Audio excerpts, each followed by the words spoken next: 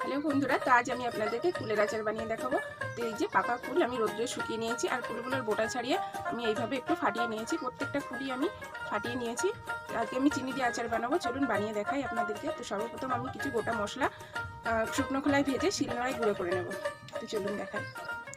শুকনো লঙ্কা, তেজপাতা, গোটা গোলমরিচ, পাঁচফোড়ন আর গোটা জিরে, এগুলোতে আমি শুকনো খোলায় ভালো করে ভেজে শিলনোড়াতে গুঁড়ো করে নেব। আমি জল বসিয়ে দিয়েছি, আর জলের মধ্যে 600 মতো চিনি দিয়েছি। স্বাদ ব্যালেন্স করার জন্য নুন আর হলুদ দিয়ে দিলাম। এটা ভালো করে ফুটে উঠলে আমি এতে কুলগুলো দিয়ে দিয়েছি। কুলগুলো একটু নাড়িয়ে একটা ঢাকনা চাপা দিয়ে দিয়েছি, আর এদিকে গরম মশলাটা গুঁড়ো করে নিলাম। কুলগুলো বেশ ফুলে বড় বড় হয়ে গেছে। তো রসটা একটু টেনে আসলে তার মধ্যে আমি ভাজা মশলা দিয়ে দিয়েছি, আর আমার কুলের আচারটা রেডি হয়ে। খেয়ে দেখি। একদিনের জন্য রোদ্দুরে রোদ খাইয়ে তারপর একটি কাঁচা শিশিতে ভরে রাখলে বেশ অনেক দিন যাবত ভালো থাকবে। আপনারা 1 বছরের জন্য স্টোর করতে পারেন।